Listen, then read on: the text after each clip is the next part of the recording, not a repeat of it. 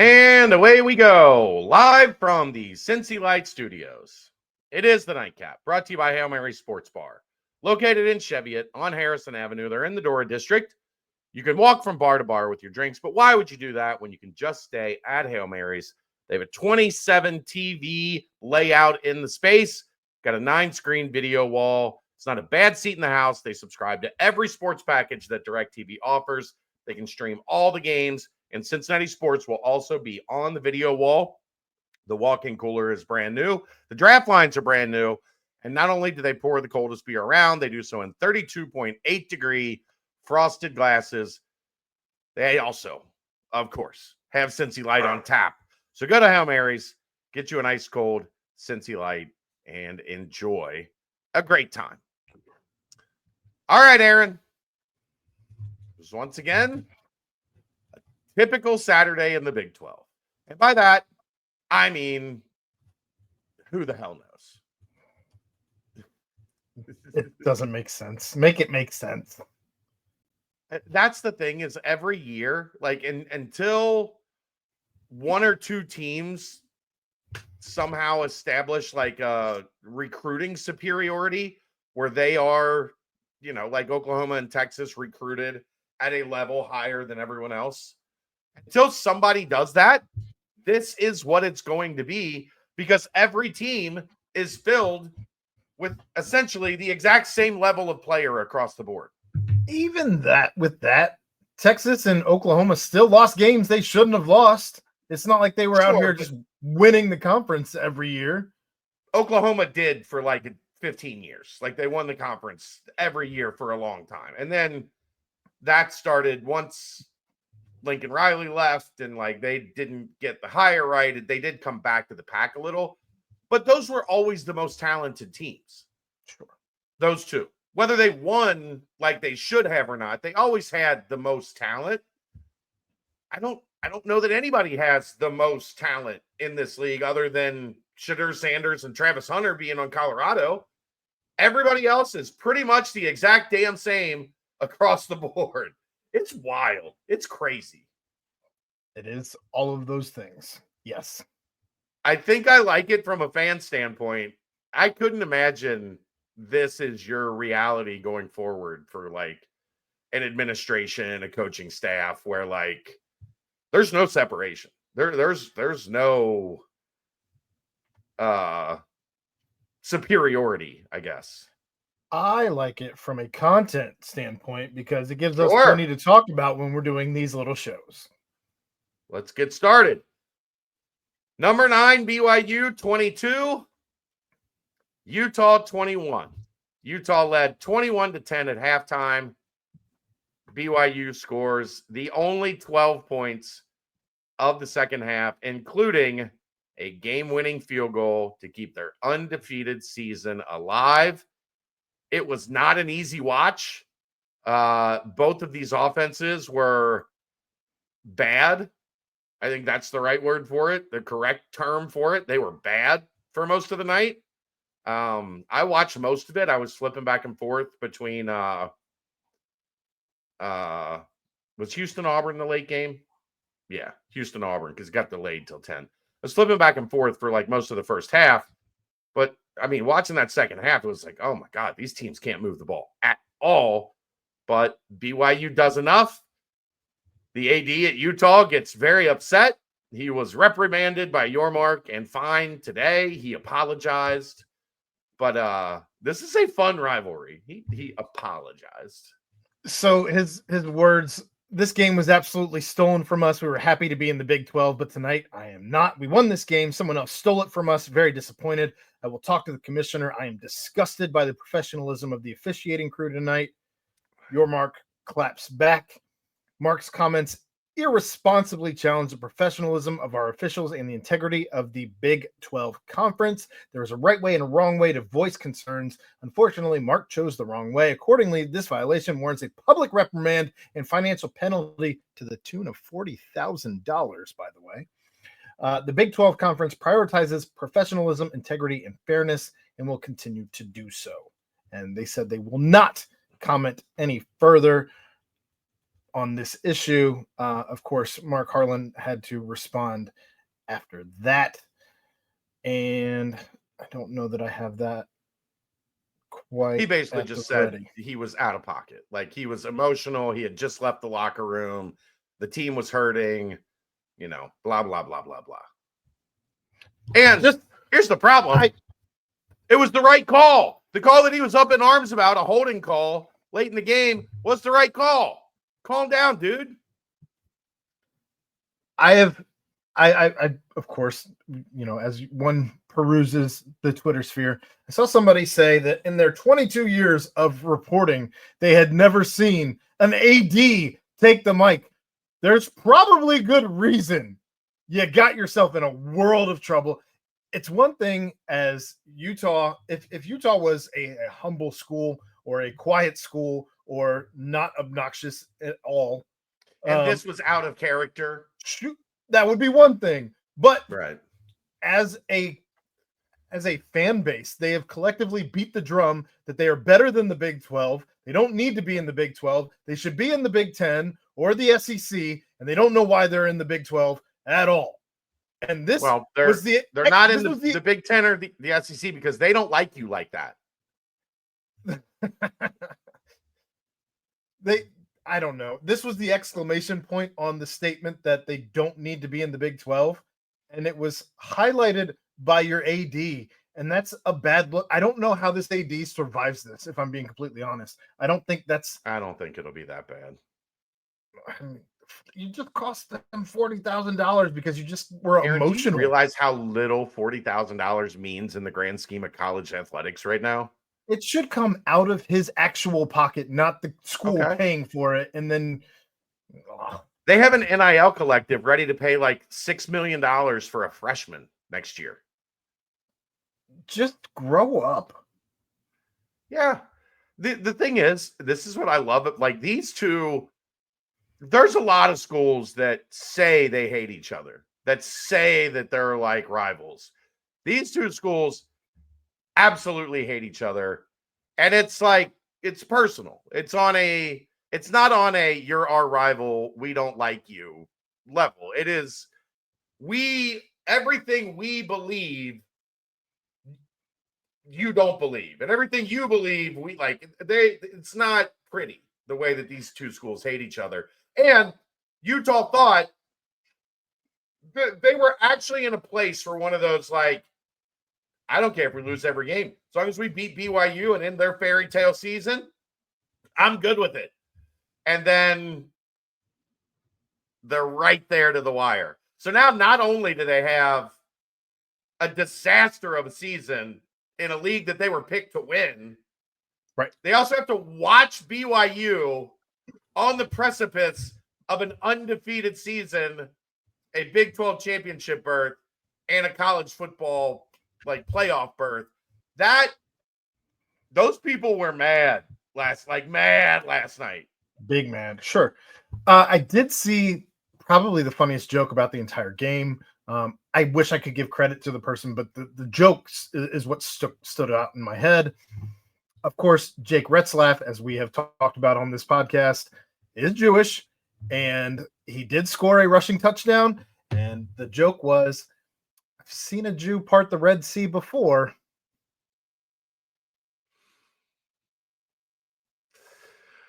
Oh, boy. So, yeah, BYU stays undefeated, 9-0. Utah 1-5 in the Big 12, 4-5 on the season. Moving right along, Iowa State. What you doing? 45-36 loss at Arrowhead. Devin Neal was good. I mean, Rocco Becht had the bigger day in terms of quarterback numbers than Jalen Daniels, but I mean, Kansas, 30-31 in the first half, and they were able to coast to the finish line. They score 14 in the second half to kind of create some distance, and Iowa State has lost 2 in a row. They are now 4-2 in the league, and they look vulnerable right now. Seems Kansas found Jalen Daniels on the milk carton, He has been found. You said he had the better day. I don't know. I mean, Jalen Daniels goes 295 on 12 of 24, not great, but 295, 2 scores through the air, also 12 carries for 68 yards, 1 on the ground. Whereas Rocco Beck just had the 383 and 3 touchdowns plus a pick. 24 of 37. I mean, he had a considerably better day, I think. Not that Daniels was bad. I just think Beck had a better day. But they were also behind the whole time. So he's throwing the ball a ton. I guess my point is that with the rushing yards made up for what the 80 yards he was. He ended up being 20 yards shy. So say what you want. Just more efficient with the 12 receptions, I guess, for the 295. That's pretty crazy. This one was the one that made the least amount of sense to me out of the entire slate. I still don't understand how Kansas won a game at Arrowhead hosting Iowa State. Iowa State is now going to be playing Cincinnati, also on a 2-game skid, and somebody's got to win. Might as well be us. I am totally okay if Iowa State has a 3-game skid. Yeah, I mean, they're pretty much, I think, cooked. Like, they need a lot to happen for them to get back into Big 12 championship like contention. They are not going to they could win out, and the only way they could get, into the playoff, I think now is to get into the Big 12 championship game and win it. That's it. You're not going to get the back in. You're going to have to win it, but like back into the game itself and find a way to win it. You'd have to back into the Big 12 championship, truthfully. I mean, yeah. You'd have to back into the championship game. Yes. But if you win it, you're in automatically. Sure. So, but Matt Campbell has never gotten over the hump, right? Yeah, the moment this is the year they were going to get over the hump, and now it's unraveling at the seams a little bit. Moment was too big. Iowa State was in places that Iowa State had not been. Yeah. Colorado, just a slow start. Texas Tech got out to a 13-0 lead. And it was all Colorado from there. They scored 41 points over the final 3 quarters. They won 41-27. Shedeur with the big game. Colorado right now is the best team in this conference. I know BYU is undefeated. Colorado is playing better football than anyone else in the conference right now. How's that? I won't say that they're the best because their record doesn't indicate it, but I think they're playing better than anybody else at the moment. If it does indeed end up BYU against Colorado, I am fascinated to watch that game. Unless something crazy happens, Colorado would beat the brakes off of BYU. Well, remember, one of these teams prays. Deion's a very religious man. I'm sure they pray a lot to Colorado. Okay. saying oh my God is not praying. A good game for Taj Brooks. Josh Kelly has a big game, but I mean, ultimately, Shiloh Sanders might have had the play of the game with a fumble recovery and hits the Deion on his way to pay dirt. He's obnoxious. He sucks. I hate that guy. He's obnoxious. I like Shedeur. Shiloh, get out of here. It was Shiloh. Yeah. And fans throwing stuff onto the field, which, Deion complained to the refs. I saw a clip where they caught him saying, well, I mean, the referee apparently responded with, if your players would stop blowing kisses at the stands every time they make a play, you're probably not going to get stuff thrown at you. That's the thing. Like, essentially act like you've been there before, but this team has. But they haven't. Humility needs to be recruited. Humility needs. It is not in the building. Again, the phrase "act like you've been there before" does not apply. They have not been there. These kids are the top of the. He came in with Louis. We already know these kids have been there before. Just No, not no, at not at that school. That's the difference. they were told that they were Louis caliber, but they hadn't earned their Louis yet. Now they're earning it. If you told me it was the fans that had not been there before, yes, emphatically agree. They have been fans for a year and a half. Shadur signed a tortilla. I did see that post game. That's so strange. Throw it back into the stands. I saw a meme of Travis Hunter lined up in one uniform in white at receiver. Maybe it was receiver, and the lined other up in the black other lined up in black, and they said which one wins. And I think that's a great question. It is a great question. I think he's a better DB. I think that you could probably have a 10-minute debate, 15-minute debate on it. Yeah. Notice there was no conviction in my voice. I think he's a better DB. I think the NFL thinks that too, but he's also been awesome at receiver. So I don't think you would have like a consensus. I think you do a lot of people with a lot of different opinions. There is a 0% chance in the NFL he does not line up at both positions. Yeah. He will take snaps at both for sure. Maybe the most entertaining game of the day, Arizona State and UCF. It went back and forth throughout. Arizona State without Cam Scatterbo hangs on.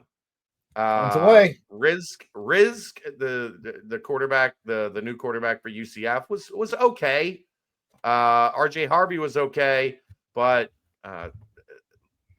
Arizona State, they got a little moxie playing at home, and they found a way to get it done without Cam Scatterbo. So good for them. Good on them as their great season continues. 7-2, 4-2 in the Big 12. They would be in the thick of the Big 12 championship conversation without that loss to Cincinnati. Don't hate it, because Cincinnati still has to figure out a way to go bowling. Got 3 games to figure it out. But getting back to this one, RJ Harvey, amazing day. 25 carries, 127 yards, 3 touchdowns. Dylan Rizk, I think you have to call him the Rizzler, because right now I don't know that there's a better nickname for a kid with the last name Rizk. But 229, 1 interception. You're going to have to earn that nickname if you want to be the Rizzler. You got to score some touchdowns, bub. I still don't know how Miles Montgomery is running when we were told that he destroyed his knee. That still continues to blow my mind. But Gus is going to Gus. And that's what he did here. Good on Arizona State. I'll leave it at that. And look, man, if you were looking at this a couple weeks ago and thinking, well, Cincinnati will be able to get that win at the end of the season. TCU not very good. They're not bad. I know it pains both of us to say that. They're not bad. I'm putting nothing into this win because Oklahoma State is that bad. They are that bad. They are. 38-13 TCU. Hoover again, Josh Hoover again with a big day, 286 and a tutty. Ollie Gordon back off the milk carton, 25 carries, 121 yards. Yeah, they found him. Oklahoma State put up good offensive numbers. They just didn't score any points. Not enough. TCU's passing game, say what you will, and we don't like a lot about TCU. They can throw it around. I watched that game for a little bit in that late window or 7:00 window, whatever. They can move the ball up and down the field pretty much at will in the passing game. Well, I mean, and they're playing a little bit better defense. Looking at Iowa State, Kansas State, and TCU, you could make that argument for all three. They certainly pass the ball better than they run the ball, all 3 of them.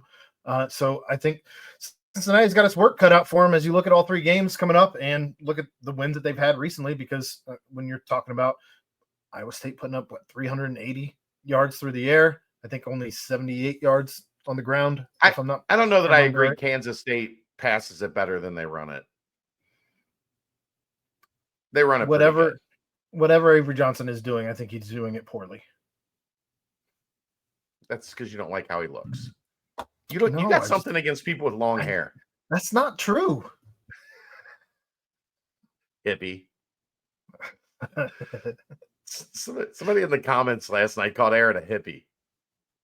on the YouTube comments. Yep. Chef's kiss. Funny. I live in Athens, just blending in. When in Meigs Rome. County, baby. Got to get them Meigs Nugs. When in Rome. Real quick, just to recap the standings as we are approaching the end of the season here. BYU 6-0 at the top. Colorado 5-1, the only one there at second place.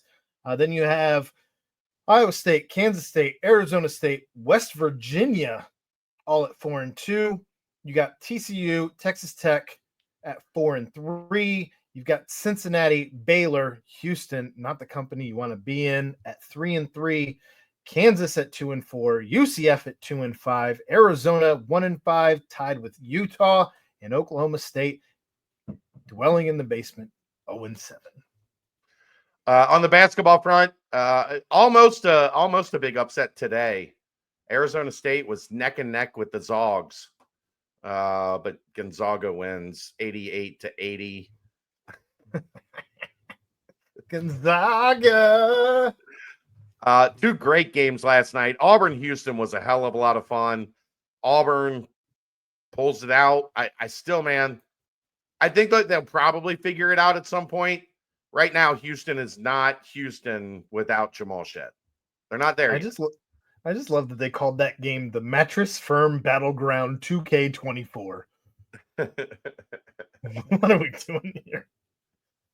Baylor gets a big win over. Go ahead. It sounds like bowl games that didn't make the cut. Baylor wins over Arkansas. Kansas State only beats Cleveland State by 13. I thought that was a little interesting. Kansas 92-89 over North Carolina on Friday. So that was the weekend action. I don't think there's anything too big to talk about here over these next couple days other than I guess Champions Classic. Yeah, Champions Classic tomorrow night, Kansas and Michigan State. If you have not seen Michigan State, watch that game. Just Cohen Carr is gonna dunk on somebody and embarrass their future children's children. I love Cohen Carr. UC recruited him a little bit, scouted him a little bit. He is one of the most electric dunkers I've seen in a long time. Plays for Michigan State. Yeah, but other than that, the next game worth mentioning isn't until Thursday, and I'm sure we'll do another Big 12 show before then. So we'll hit it on Wednesday. All right, that's gonna wrap it up. We will see you tomorrow night for the BBP. I'm Chad. He's Aaron. That's the Nightcap, brought to you by Hail Mary Sports Bar, right here live in the Cincy Light Studios. We're out. See ya.